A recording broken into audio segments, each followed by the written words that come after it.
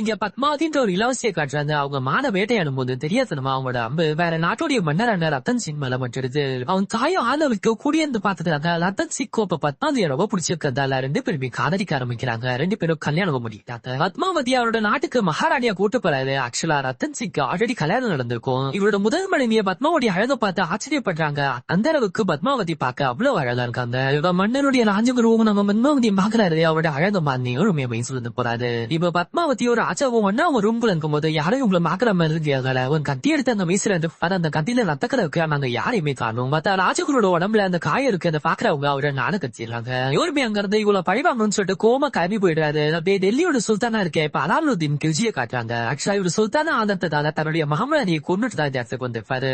இவர் எதுவெல்லாம் ஆசைப்பட்டாருன்னா அதை அடையாம விட இந்த அலையன்ஸ் எவ்வளவு நிச்சயம் நல்லா போவாரு. லாஸ்ட் சுல்தான் தப்பி விட்டு அந்த ராசகுரு இப்போ பழிவாங்கப்பட்டாங்க. இவன் அலாலுதீன் கிட்ட வந்து இது மாதிரி பத்மாவதின்ற ஒரு பேரழிஞங்க அவரை மட்டும் நீங்க அடைச்சிட்டீங்கன்னா என்ன செல்வமோ உங்களுக்கு தான் சேரும் சொல்லி இவருமே அந்த பேரழகி பத்மாவதி எம்மனாச்சு அடைமான்னு சொல்லிட்டு ஆசை பண்றாரு.